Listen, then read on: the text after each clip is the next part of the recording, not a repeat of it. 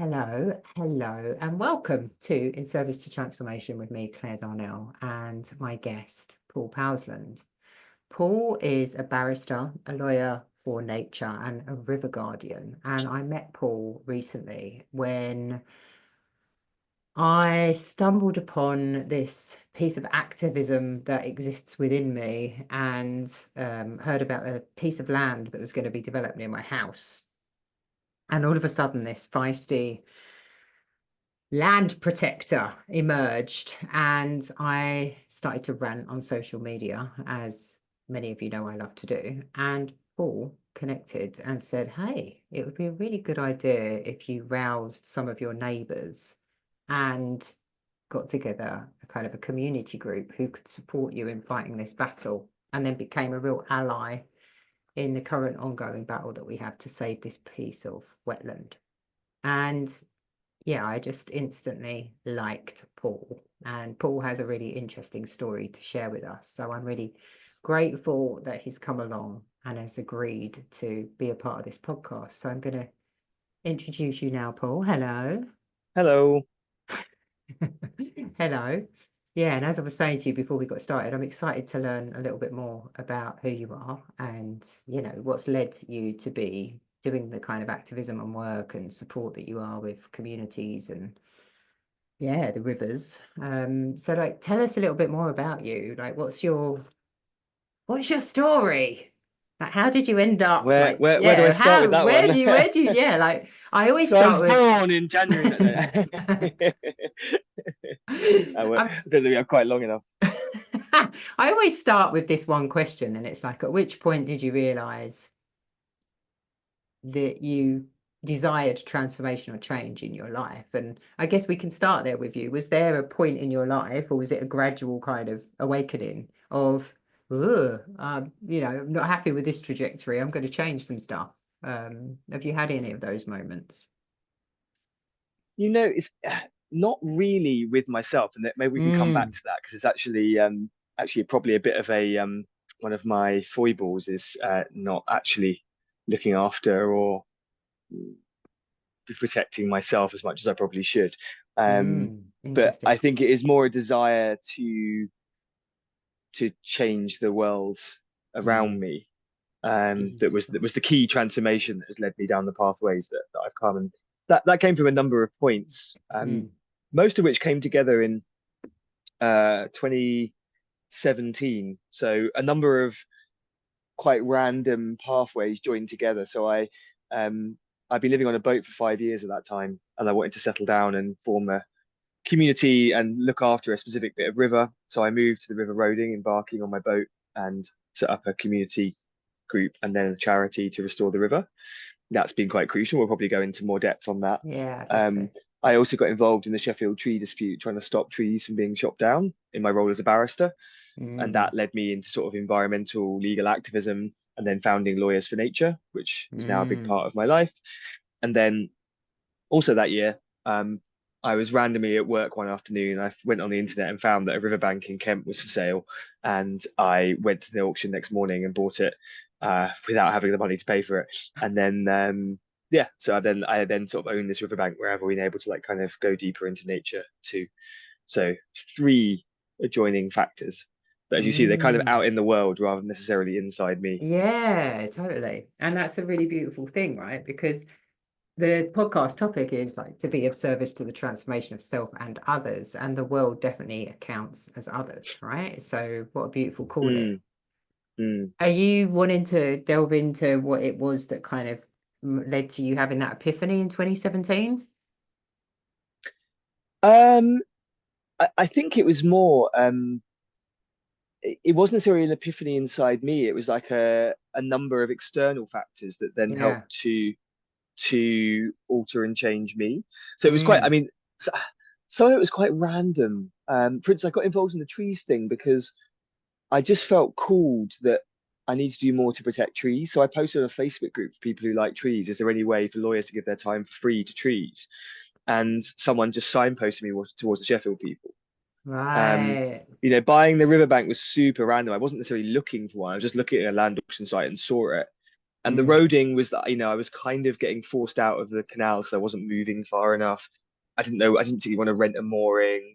I just had this vague idea of going to another river, but it was quite random and the journey was terrible. I nearly sank my boat and I didn't really have a plan. So Mm. yeah, those three things are kind of um, quite random things led to them, I would say. Yeah. And quite a change, right? So Like I you, don't, I guess what I'm trying to say is that there was no internal moment where it's like I'm going to be a spokesperson for rights of nature and to yeah, become a lawyer for nature and a river guardian. It yeah. didn't really happen that way. Were you always very connected to nature? Like, can you look back as a child and say, yeah, I was always super nature focused, or were you taught to, was that part of your upbringing? No, it wasn't part of my upbringing. Um, my family is kind of like a working class family who don't really get Mm. the nature thing very much, and I've never done kind of the Chris Packham style nature stuff of being really into like all the names of the birds when I was a kid and that kind of Yeah. stuff.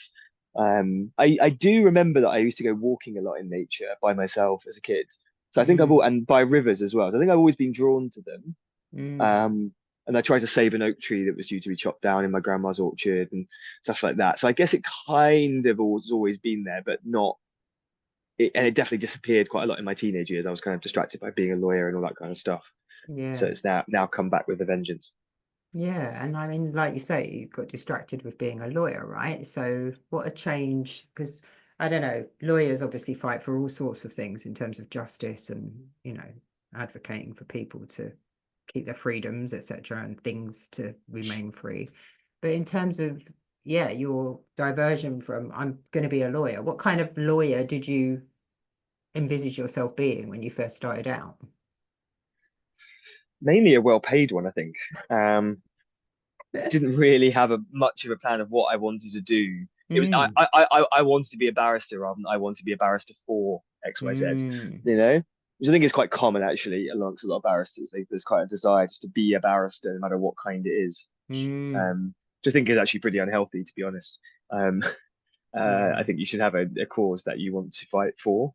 mm, Um, but I'm lucky in the sense that I then discovered that and then had the skill set kind of ready and waiting to be able to step into that, which was nice. yeah, yeah. So I'm just sort of like almost like imagining you back then, thinking, I just want to make lots of money. And then ultimately, who I've met is quite, as I see you, as I've experienced you and received you, is quite removed from almost that capitalist focus of I want to be wealthy, just like Yeah. give me enough money to I'm going to save these trees. So tell us a little bit more about this Sheffield campaign, because that sounds like it was a real catalyst for you. And I hear that you got heavily involved in that. Yeah. So after I posted on that Facebook group, they messaged me saying we Mm, need some legal advice. Um, that they actually said that we need an advice from a QC who's an expert in trade union law by Monday morning. And I'm not a QC. I don't know anything. I didn't know anything about trade union law, and I was going on holiday that afternoon. But I was like, oh, I'll try my best, see how I can do. yeah. And I'm really glad I did because actually they were legally right, which makes the Mm, advice nice and easy to write. So I wrote it whilst I was on holiday, and then that they basically handed it over to the police on the Monday morning, and it was instrumental in stopping the police arresting people for standing underneath trees. So it was a big wow. moment in their campaign, um, and probably one of the proudest things I've ever done. Really, Mm, it helped in a small way to save thousands of trees from destruction, uh, which is pretty epic. And then I just had a lot of sympathy for the protesters. So I sort of represented them where I could, advised them where I could, did whatever I could to help their campaign. mm, Um, they were really incredible people. It's a beautiful example of people power and love of nature triumphing because they mm. won. They succeeded in Amazing. saving their trees. Mm. And it's Yeah. a piece of ancient woodland, right? No, so it was street trees across the city of Sheffield. Yeah, Wow. 17,500 street trees were due to be felled. Um, yeah, like 100-year-old trees. Why would Sheffield want to have done that? I don't understand. It's a long and tedious story, but the Give us the short short answer is, version. yeah, Yeah. they basically signed a PFI contract with a company to restore their roads, and they realised that it was cheaper in the long term to cut down the trees because they damage the pavement rather than repairing the pavement effectively. Wow. Yeah.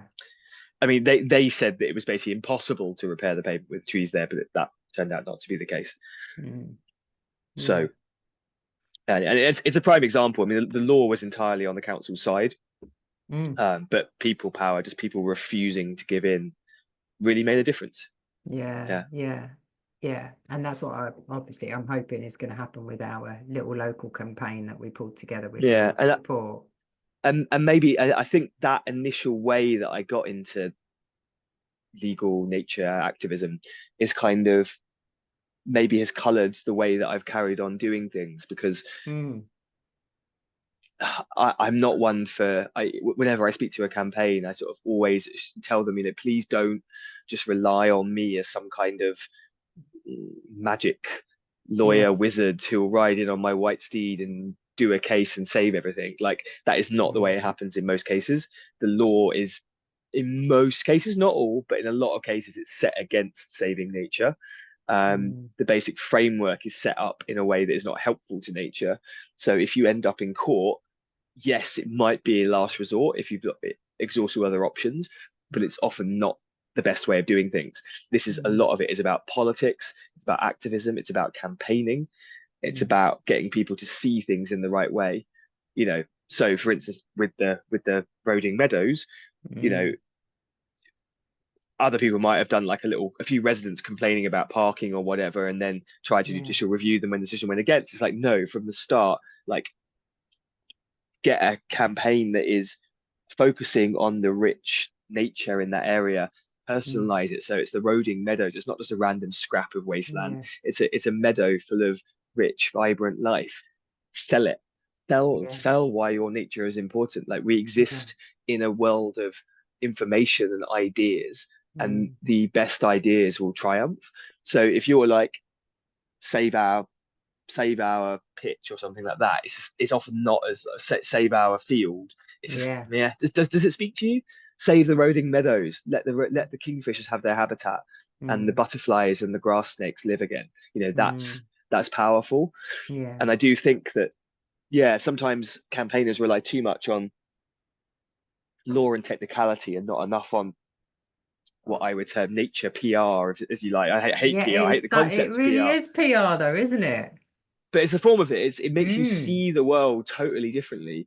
As another Mm. example from the Roding, I've said for a while that the Roding has some of the largest tidal salt marshes in London, Mm. um, but I hadn't actually worked out how many. So I was like, you know what, I could just go spend half a day and work that out.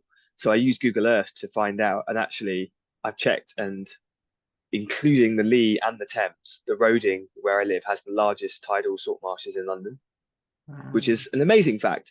And it Yeah. changes it from like, oh, this is like a bit of manky marsh at the edge of a river to be like, no, this is a rare, precious jewel, the best in London, that remains like a Mm. tiny fragment of a magnificent ecosystem. And we need to protect and ideally enlarge every last scrap of it left.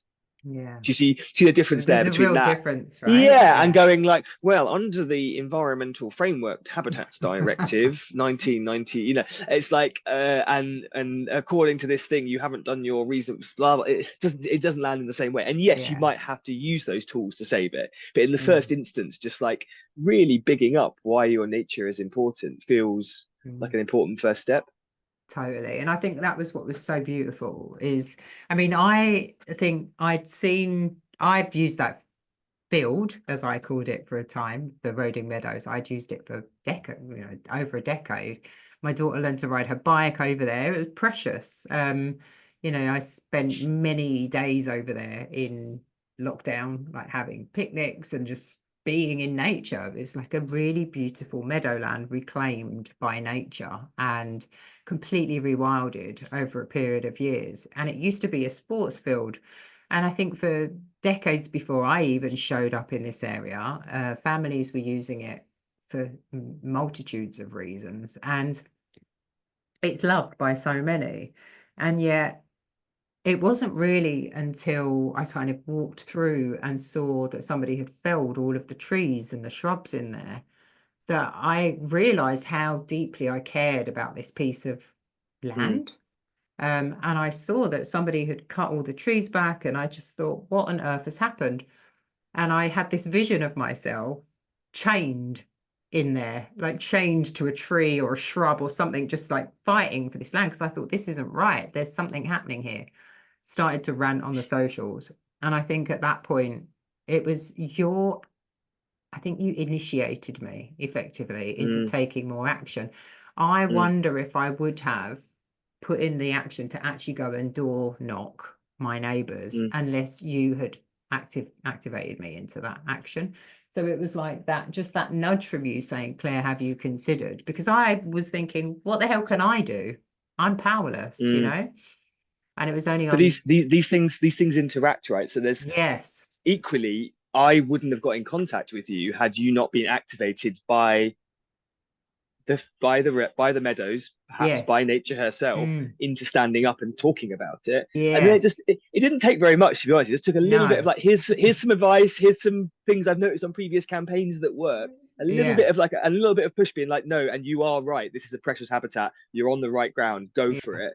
Like yeah. that's all it takes sometimes. It doesn't need big, multi-million-pound campaigns. Just like a small Mm-hmm. amount of guidance to give Yes. people yeah, to give people that kind of push into saying no, you're on the right track. And to go back to the selling your bit of nature, is Mm. it a random overgrown field, or is it because it's just above where the roading stops being Yeah, tidal, that's right. and all around there river defences mean that most riverside meadows are either built over or cut off. It's one of the last joined up riverside flood meadows on the lower roading. There's very few other places like it. It's Mm. it's almost unique in left, and that's how we got to get people to see it, so it's not just this kind of this Yeah. waste ground area. Yeah, Going back to the absolutely. transformation point as well, Mm. i think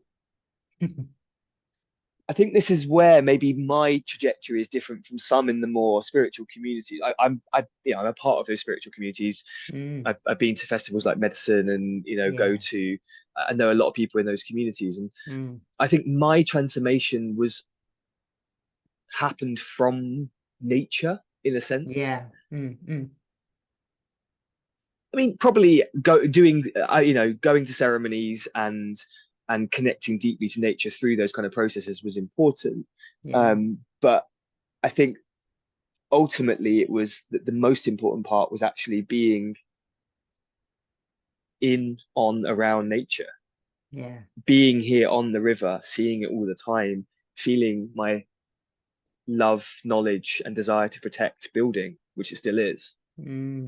That for me feels crucial, and that has then driven my spiritual transformation of a kind of spiritual outlook of pantheism, of Mm. seeing the world as sacred, seeing nature as sacred, Mm. seeing all things as manifestations of God, which Yes. then has driven this other transformation. Yes. Yes, I feel you so deeply in that. It's been such a late awakening for me, but nature is such a deep form and connection to spirituality, my brand of spirituality. And like, I think so many of us live our lives anesthetized and think, yeah, nature's important, but we don't understand that nature is one and the same, a manifestation of God, as you said. So, so beautiful. I love that you had that you have that awareness, but you had that awakening.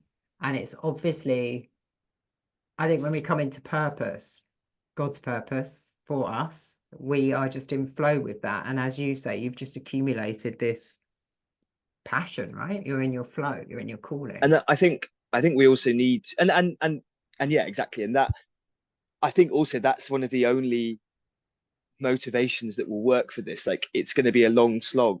It's going to be the Mm, work of more than one lifetime to mm, protect and restore nature. We're probably going to lose a lot, if not most things, mm, fundamentally, if we're not careful. yeah, There's a real possibility of that. So trying to do it out of a sense of, you know, tedious duty is not gonna get you through. You have definitely to be not. you have to feel it in your soul somewhat to keep pushing. Yeah, And I think the best nature activists I've seen really feel it in their soul. It's not like a dreary duty. It's a joy and a love. yeah, Um, yeah. And in the what I same love way, it. in the same Go way, I for guess it. I guess Christians, proselytizing on the street aren't doing it out of a grim sense of duty. It's like a Yeah. joyful thing of wanting to share. I guess is maybe some similar idea, isn't it? Yeah, And definitely. and we do also need to spread it to other people. I think we need. I don't think we're going to take the necessary action to protect nature based purely on logical arguments. A lot of it Mm, is going to come from love and a deep sense of spirit. Um, and I think, yeah, we need to begin creating that. As an mm, example, earlier this year I was called to jury duty, mm. and I had to, obviously you have to take an oath when you become a juror to try the Yes. case properly, like similar to take an oath to tell the truth. And you can swear on the Bible or affirm if you're not religious. And then I asked if I could swear on the river, um, Mm. and took a bit of the water into court with me, and actually they agreed, surprisingly. Ah, So I became the first person ever to take my juror's oath on the river, on the river mm. roading. And I wasn't joking when I said to the judge, or I wasn't, being untruthful. I said to the judge, I find that I believe the river to be sacred. Nature is my God, and by swearing on the river, it will be an oath that I will truly, truly respect and Yeah. feel. Like Yes. if I could just stick my hand in the Bible and read that oath out, but I wouldn't feel it in my soul. Whereas I Mm. actually genuinely feel that commitment to my river deep within me. Um, Yeah. so if you ever want me to genuinely hold something to the truth or to a promise, like get me to swear on the river rather than something I don't actually Yeah. fundamentally Yeah. fundamentally believe in. Yeah. How beautiful. I love that. I must remember that if I'm ever called back to do any kind of yeah, it's Yeah, and about other people should do it too, because only that oath is not just about the saying of the oath itself. It showed to the judge and all the people in that room and everyone else that, oh, wait a second, he believes this river is sacred. Now they may think mm. that's mad. Some of them probably do, but I believe that it probably still touches them somewhere, that this is actually a meaningful thing for me. Well, it's so interesting because and and what's and, and, sorry, and crucially about that as well, like I think it automatically, whether they like it or not, in the back of their mind makes them think, well, he's saying this river is sacred. He's probably mad, but why does he think this river is sacred? It just makes them yeah, pause and think about that. And actually, even just getting people to consider that question, like, yeah. why does this barrister think that nature is sacred? Why would this barrister be willing to Mm, give his life to defend nature? Even if I mm, don't believe the same thing, I kind of understand why he does it or why he mm. thinks that. And that's a first step, isn't it? Absolutely. But I think it for what was coming through for me as well, Paul, is like this, it demonstrates such sovereignty and individualism in a sense, but at the same time encapsulates real connection to the everything. Because the river is everything. It's a life source. It's a something that flows through for everybody. But you demonstrating or being willing to stand in your sovereignty, your belief system is really impactful. And I think it speaks to a society that is fully, in my mind, one hyper individualized, okay, but at the same time not wanting to stand out. Does that make sense? So there's such a role modeling in Mm. there. I don't know if I'm losing my point there, but No, no, no. I mean, I haven't does had it it make described that. That's sense? that's that's very accurate. Yeah, yeah, So it's yeah, just like, yeah. And yeah, actually, you it's kind can, of, and then the opposite of that is someone who's hyper contextualized but willing to stand out. yeah, yeah. It's I just love it. It's great. It's so authentically you doing you. And I guess it does help that you understand the law and you're willing to challenge it in that sense because it's something you're familiar with. Um, I mean, yes, yes and no. I mean, I do this. I often really want to concentrate on this point because mm, sometimes I think it can lead people to think that, oh, well, he's a lawyer, I can't do that, and I think that's just not true. mm. It does help in some things, but to be honest, I've never actually brought a case to court for the roading. Like most of the stuff here, well, most of the stuff here, I don't actually. There's no legal rights or obligation. If the EA doesn't do their job, there's not that much I can Mm. do about it legally. The Maybe I could EA bring a being the judicial Environment review, but Agency. yeah, sorry, yeah, Yeah. exactly. But Mm. maybe I could bring a judicial review, but probably not. Mm. It's like actually there aren't many, and I there are potential legal cases against Thames Water, but do I have the time, the money, the effort to bring them? Will it make any difference to Thames Water's behaviour? Probably not. Mm. Um, so a lot of it is actually more about activism and campaigning and politics and power, which I think is much more fascinating and is um, something that anyone can do. Yeah. And when you start doing it, you start rehearsing it, you Mm. realize where power lies and how you can begin to in a sense play with those Yes. power systems for the benefit of the nature you're trying to protect. Yeah. So one way to play with it is to change yourself from a stance of asking someone for something to daring them to stop you. That's very effective. Mm. Um, like I've done with asking bureaucrats in this country to get on and do something. It's a nightmare. They don't Mm. a lot of the time. So a lot of the time here, I just get on and do something. I plant the tree, and no one stops you. You know, I've rarely asked for permission. A lot of this is trespassing. Mm. And if they do try and stop you, then it's a there's an interesting power thing there of like, yeah, technically it's illegal for me to smash open your pavement and plant a tree, but are you going to prosecute me for that?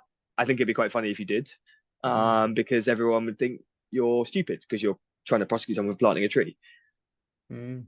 Yeah. Um, or, you know, the Environment Agency don't like me planting willows because it blocks their flood defences. They can't access them or something. And so I try and negotiate with them and say, okay, well, are you going to offer me something else to try and naturalize the river? Or are you just Mm. saying we're going to leave it looking like this, like dead? If they don't offer me anything else, be like, well, I'm going to keep planting the trees. And then, you know, if you want to prosecute me, that's fine. But I think Mm. prosecuting me while not prosecuting Thames Water would be seen as weird by many people. Yeah. And again, that was in some ways learned from Sheffield. Sheffield, Mm. they were legally in the wrong, but they just stood under the trees anyway and dared the council to stop them, knowing what that would look like. And they won because of that, because the image of a young bouncer beating up an old lady standing under a tree and then trying to drag her through the courts standing under a tree made them look terrible. In fact, it made Yeah. them lose political power because of it. Like Yes. Labour lost control of Sheffield City Council because the imagery of it is so terrible. Yes. And Yes. so, And and I'm not saying that that always works. You know, yeah. HS2, the protests were lost because they had enough money and power to force it through. They didn't care how they Mm. looked. You know, the Happy Man tree in North London, we did a big tree protest and we lost, Mm. because the developer was willing to look like a bunch of bullies. But Mm. a lot of the time, just even that kind of stuff can lead you to win because these bodies, like local councils, are ultimately accountable to local people, and Yes. you know the media doesn't. Um, uh, there's often a story there where Yes. there's a kind of bullying authority trying to destroy nature against the wishes of ordinary people trying to save it. And how you Mm. spin that and how you portray that is often quite important. Yeah, that makes total And sense. that knowledge is not a legal one. It's a thing you gain from doing campaigns and activism. Yeah. Yeah. And you're just gathering that kind of lessons learned. And you've And used the I'd say word, just on that before we go to the next topic. Sorry, I keep yeah. so It's much all on. right, no worries. Uh, I love your just passion. It's good. just on that. So I would say even you, for instance, right? Mm. Just working on the Roding Meadows campaign, I would Mm. say if another local group came to you with a similar situation, you could advise them, couldn't you? It wouldn't be perfect, but you could give them a rough steer. This is what you want to do, 100%. Mm. and you are already going down the line of being someone who's an experienced like nature campaigner and activist. You have some idea of what works, what doesn't, how things play, how to Mm. get there, how to sell the story, how to um how to protect the nature that you love. Mm. And that's just Yeah. by doing, start doing, you know. Yeah, yeah, it's just doing it. Yeah. And yeah, it's really interesting because you've used the word play a couple of times, and it just, you got me thinking about there's almost an element of drama and theatre to this. And obviously, that's kind of what that's what the law is, right? That's what courts are. They're theatre. They're, in my mind anyway, I find it very theatrical, and it's, oh no, he isn't. Oh yes, he is. And here's our evidence. And this is, like, we're the baddies and you're the goodies, and we've got public opinion behind us. And yeah, I guess that's what was coming to mind. But what I absolutely love is how you do make it feel so accessible. It's just about galvanizing people, moving them in the right direction. And just to sort of close up the point about Roding Meadows, just that small instigation of your, my rant, your nudge, and then our neighbours all pulling together, connecting people who had been fighting really hard for a year to try and campaign, fight, petition against this development. But ultimately, it brought our community together. And that was the most Mm, beautiful thing. We as a mm. community pulled together. I now have a huge WhatsApp group with all of my neighbours who I've never met. I've lived here for 12 years and I've just met all Right. these new, beautiful new people. So, ultimately, that's what we all want, right? We want community and connection. So you've Yeah. spoken about being a part of this community, right? So this riverside community. You live on the Roding. You're Mm. moored over at Barking. I mean, for those who can't see, obviously this is a podcast, you're listening on audio, but I can see Paul's got this beautiful backdrop of reeds behind him. He lives on a canal boat, is it, Paul? Yeah, like a narrowboat. Narrow boat, beautiful. And I know that when you came to support us, for instance, on that Sunday when we did the litter pick, you sort of cycled up the Roding, like you literally live your life attached to the Roding, right? And you've started the Roding Trust, the River Roding Trust. River interest, yeah. So tell me a bit more about this In terms of, community that's obviously been a part of your transformation and your, being a part of your sense of belonging, I'm sure, or your spirituality as such. yeah, I mean, I guess it's a community that's deeper than just humans, though, isn't it? It's Mm, the community of everything. Um, and yeah, the community of the trees and the river and the birds. That is, and obviously all the humans that live here. That's my community. mm, Um, although I feel a deeper connection to obviously people who are themselves connected to the river than just maybe mm. other humans who live here, particularly those that damage it. Yeah. It's hard to remain community spirited for people who damage your wider community. But yeah, I Mm, mean, I'd say just from sheer spending time here and learning, there's probably, I don't know anyone else who knows as much about the the lower Roding, the Roding below Redbridge, its history, current state. That I have when they do developments around here, they often like get signposted to me because I know about the tides and how they work and what a tide here will mean and what a tide there will mean and like yeah. where all the marshes are and where all the trees are, Mm, where there's tree planting spaces, where the litter is, where every patch of knotweed, you know. mm. So And interesting. there's a beauty to that. To Yeah. really getting to know a place. When I was younger, I went traveling a lot, which was Mm, lovely and very formative. But mm. there's a deeper connection that goes when you just like commit to a place and then get to Yes. know that place deeply. And many people would regard the Roding as a hard place to love. It's challenging. Mm, Just while I've been talking to you, a rat kept running over there, bloody rats everywhere. And, there's quite a lot of rubbish and the water quality is mm, not great. And there's a motorway over there and a giant estate over mm. there. And, it's challenging. But Yeah. in the midst of that, there is a real special beauty. What I said to you earlier about the largest tidal marshes. I live inside a tidal marsh with these 15-foot high reeds, like a jungle. Mm, One of the largest patches right behind me here in London. Like yeah. I don't think there are any patches of reeds this size right behind me here Yeah. on the Thames anywhere between zones 1 to 5 of the Thames. Maybe if you start going further out, but like central London, Amazing. there's nowhere that has this patch of reeds this size on the Thames. And I get Mm, to like live right here and experience it all the time, at all different tides, all different lights, all different times of the season. mm.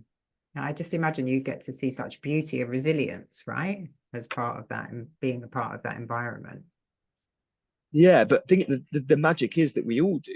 I mean, I guess Mm, it's lucky because it's right literally on my doorstep, but it's also on everyone's doorstep around here. yeah. The river is right by you as well. And Yeah, there are totally. I've just come literally, back from there actually, from a walk alongside yeah, it. So yeah. there are tens of thousands of people around the river within a probably 5-10 minute walk of the river on the lower Roding.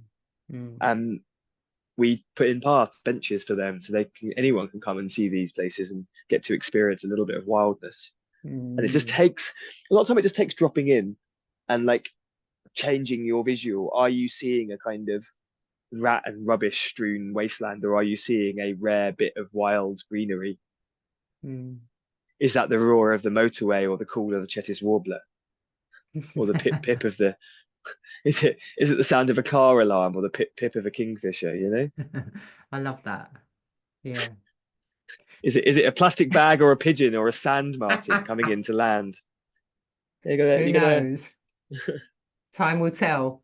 Yeah, you're making me feel like I really want to make sure, as part of whatever comes to be, that we gain access to our part of the river again, because it's not made accessible to us on that little stretch of the road in, and it would be so beautiful to be able to see her once again, because we used to Mm. be able to walk right alongside her, and it was, yeah, quite beautiful. So very inspirational. I'm sort of curious about, so I mean, you touched earlier on, obviously, Lawyers for Nature as well. So this was born, I'm imagining, out of all of this activism that you were doing with the Sheffield piece and so on and so forth. How does that look now? How is that shaped? What is Lawyers for Nature?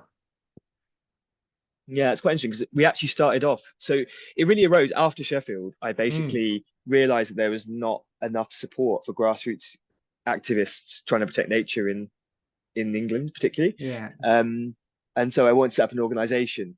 I initially wanted to call it Lawyers for Trees, actually, but decided to go a bit wider and put nature, which is lucky. And we tried offering, pro bono free support for Mm, activists, and we got completely overwhelmed.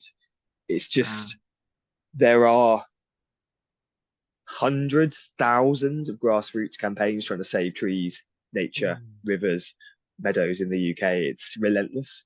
And mm, actually, we couldn't. We just got overwhelmed. Even we were trying to do it for free around our normal jobs, but even if we'd taken it on as full-time jobs, we would have got burnt out. It's intense. mm, So we kind of realized, or I then joined with my co-director Bronte, who was a law lecturer, and we realized that we need to go and actually sort of try and change the system, because right. otherwise we'd sort of forever just be firefighting the destruction of nature. And Mm, so I learned about the rights of nature, which is a movement around the world that wants to grant legal rights and legal personhood to nature. And mm, so began thinking, how can we apply that in the UK? How can we begin to go underneath the current system and change it from the bottom up? And so we do various things. We campaign for introducing the rights of nature in the UK, try and draft what those might look like. We do voluntary rights of nature interventions. So thing called Nature on the Board, where you put nature on the board of directors of a company for the first time. Um, you know, things like if Roding Meadows were ever to be turned into a public nature reserve, how mm. could the meadows itself be represented in the governance there? That'd be Beautiful. fascinating. So, Mm, because we can set up a system where you wouldn't just be speaking as Claire Darnell, you'd be saying, oh, I'm actually the voice of the meadows, speaking for the meadows, which might not be the same interest, by the way. mm, This is the key thing. At the moment, a lot of the time, the best thing we have for guardians of nature is people who live near it, because without local residents like you, that meadows would have just been destroyed probably. But yeah. when you actually delve down into it, the interests of the meadows and the local residents are probably 80% aligned, but not Mm, fully, yeah. because actually maybe some people want a football pitch there, and actually maybe that's not the best thing. Maybe you want some more tree cover in there because it looks nice, but actually because it's a rare meadow, we actually want to take the trees out to make sure it remains Mm, as a grassland. mm, Maybe we need to remove that flood wall to allow it to flood, but would that increase the flood risk to your homes? Stuff like that. yeah. Yeah. So you'd have to be genuinely in that role speaking for the meadows, not for Nature. you. And how you do that is quite interesting. I actually just put forward a proposal for a river roading representative to be elected to the Roding Catchment Partnership for the first time, which will be going forward the next meeting. So hopefully someone will be speaking for Roding at our future Mm, Catchment Partnership meetings. And again, so far that role has largely been done by me.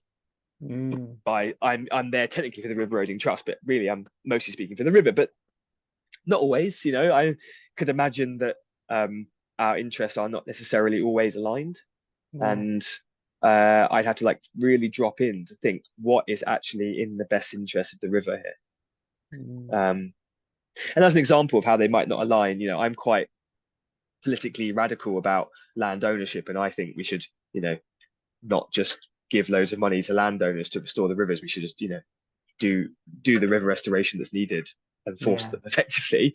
But actually, if I'm truly thinking in the best interest of the river, I'd have to take into account the current political reality that land ownership is there, but probably not going to Yeah. change, and therefore is getting 20% of landowners who want to do stuff Mm. doing it better than trying and failing to force everyone to do it. I have to think into that question, but I think Yeah. the end result would probably be, okay, if the interest of the river is that we work with landowners, Mm. and that's different to the radical political interests of Paul Powers.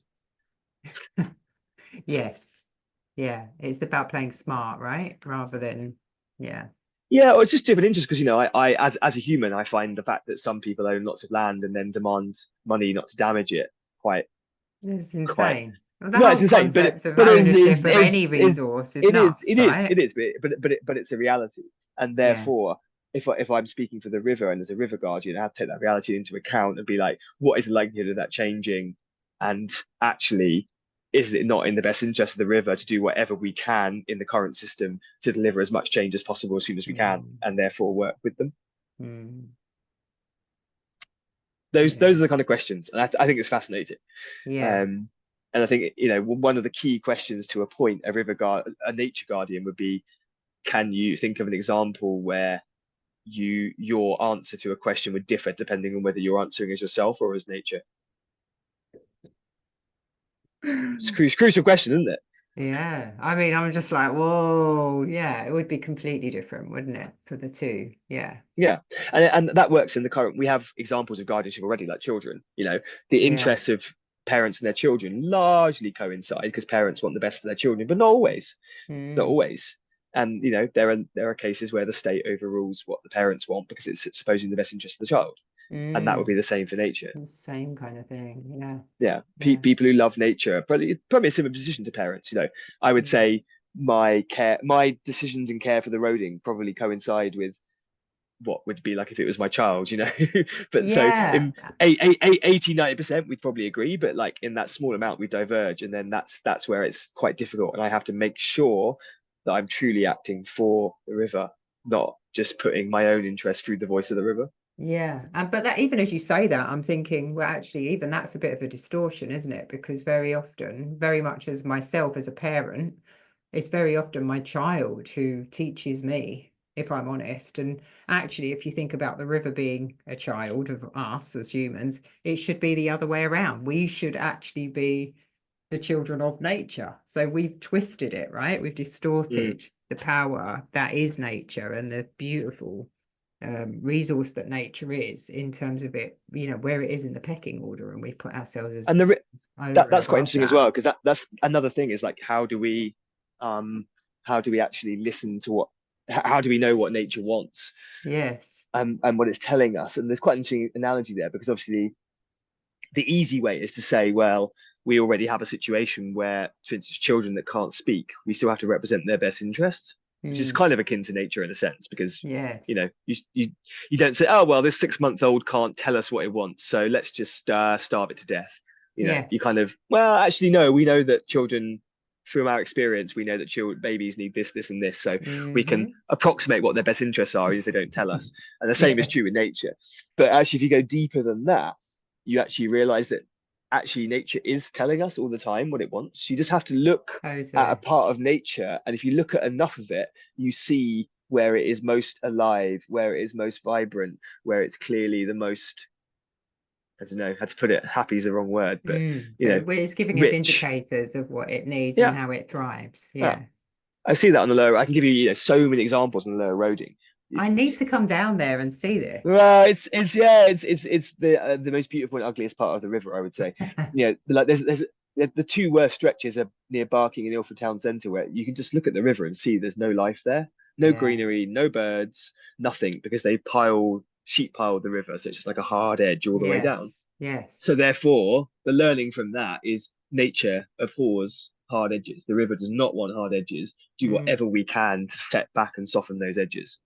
Mm. It's pretty simple. And if anyone said to me, Mm. well, how do we know that that's truly in the best interest of the river? I could just walk them down to the town centre and be like, look at this bit, walk 100 meters upstream, look at this bit. Now you Mm. tell me, which of those does the river appear to be At happier, its at its happiest, yeah. best, full of life, rich? That one or that one? Yeah. Or rather, if you were the river, which would you rather be? Yeah. And I'm pretty sure I Mm. could convince them of that. Mm. Yeah, I and just and love how obviously, passionate you are about the river. It's like it's such a love affair that you're having, right? It's such a relationship with this beautiful being, this entity. yeah, and it's such an honor, Mm. this being is objectively, it's so strange that like I have more, well, I as a human being, as we all do, have more legal rights and personhood than this river does. If you come and Mm. assault me, then I can take you to court. You can assault the river all day long and no one cares. Mm. And and yet this being is objectively, clearly, in every single way, more important than I am. Yes. Like if you had to say we're going to destroy the river Roding or we're going to destroy Powlesland, clearly the right answer is to destroy Powlesland. Like I'm just a human being. I'm here Mm. for like maybe 80 years. My name will be Yeah. forgotten in 200. This river is 450,000 years old. It has seen every single bit of history and life that has happened here over thousands of years. Mm. Hundreds of thousands of people rely on it in every conceivable way for their existence. It forms the basis of the culture and history and geology of this entire area.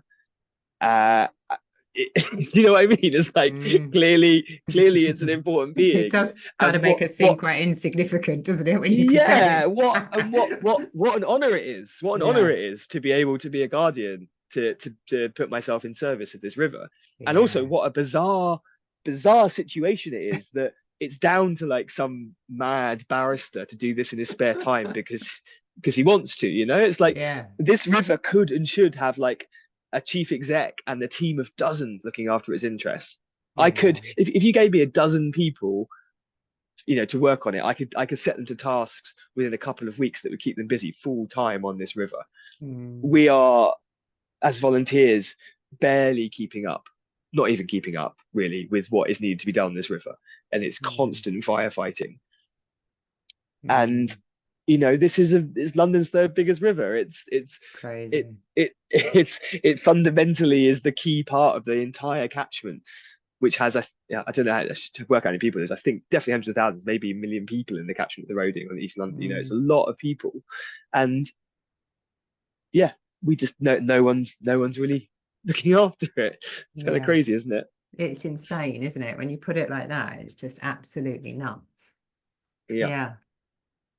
Yeah, it's a real perspective that you're providing, actually, that I hadn't been privy to previously. And but what did occur to me as you were speaking is I've always lived on the back of the river, and I hadn't consciously made that decision. When the house that I bought previous to this, I was on York Road in Ilford, which is one of the harshest parts of the River Roding. I don't know if you know it, but it's behind that big BT building. I had a Oh flat yeah, there. yeah, yeah, Yeah, yeah, it's yeah. awful. So it was a terrible flood zone. Like that was the thing I was concerned with back there in my 20s, and early 30s was, oh no, we could get flooded because of this river behind the house. But actually, really kind of not appreciating that it's actually quite a privilege to live right there by the river, right? Mm. Well, I see places on the road and they have like a massive fence up between them and the river. And I'm like, Yeah. wow, that's the best thing about the where you're living.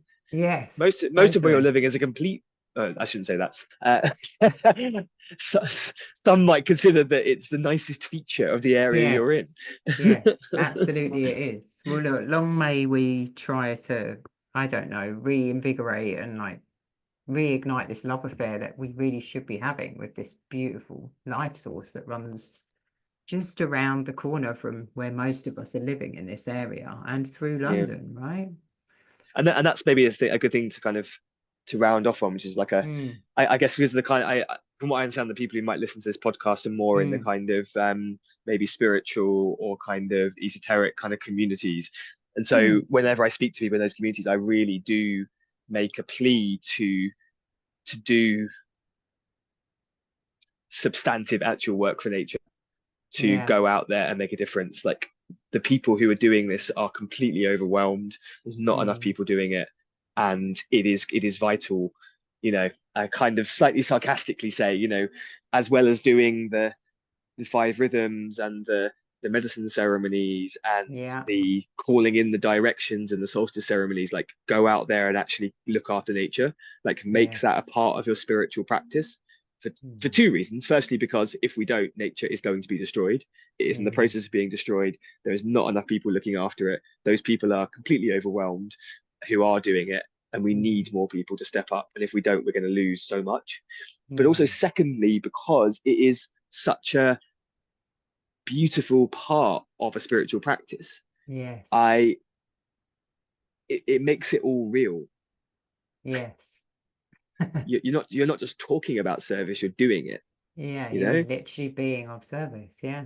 Yeah. and physically as well. Like, don't go to the don't go to the gym or do pointless exercise. Come and do work on the river or your local part of nature that needs it, because then you're getting fit, but you're also actually doing something worth what, your little pick you and your community did, Yeah. you know Yeah.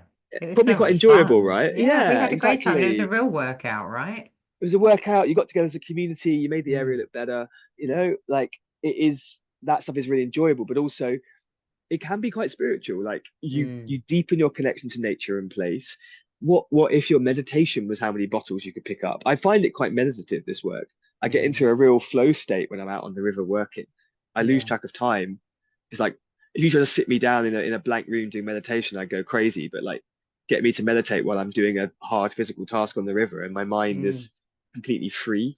Pure mindfulness, right? You're just on It's a form of task. mindfulness. Mm. Yeah, exactly. Yeah. Just on a hard but kind of easy to do task that Yeah. you can just keep going with. Yeah. That kind I of lose all, repetition. all sense Yeah. of time. Yeah. Just coming into presence with the task in And then at the hand. end of it, you picked up 100 bags of rubbish. I mean, this is the thing. Our community group were like, I feel really good about myself, like we all put our head down on the pillow that night, just feeling like, yeah, we did it. And actually, I think we've agreed we're gonna do it on the regular, and it's a shame. I just walked back past that spot and somebody's dumped a mattress there and an old buggy, and there's loads of food wrappers and bits of crap that people have thrown out of their cars. But we're reporting it, we're reporting it, and we'll stay on top of gathering all of that Mm, litter together and making sure that it's cleared because we actually care about the area now. The mm, amount of times I'd walked past that and thought, oh, this is awful, but done nothing about it. mm, Um, I think that's a really great place to, appeal to, as you say, the listeners who are tapped in, but are they actually doing the service and they can really make a difference? How can people connect with you if they felt really ignited and initiated by this discussion and want to get more involved in supporting the River Roading Trust, for instance? How can they take those steps? Yeah, so I mean, well, firstly, if you're in anywhere in the area, so along the Mm, roading, then very happy to have you. But I assume that a lot of people may not be. So, if you're not in mm-hmm, the roading area, do consider setting up your own group or joining an existing one.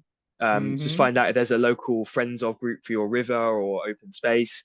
Or, like, if it's like you have this, like, area of meadow next to you. Obviously, this campaign happened in response to a development. What happens if you set it up years before to actually, like, the mm, a campaign to turn it into a nature reserve that's already set up? That makes it even stronger because it's not just a reactive campaign, it's a proactive campaign. exactly. So Yeah. what if there's a look for the spaces near you?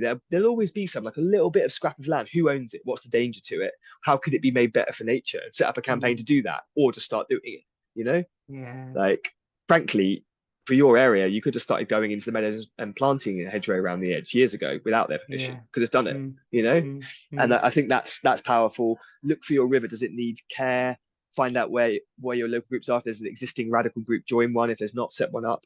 Every group in the country, every river in the country should have its friends of group of local people looking after it. Makes a mm. real difference.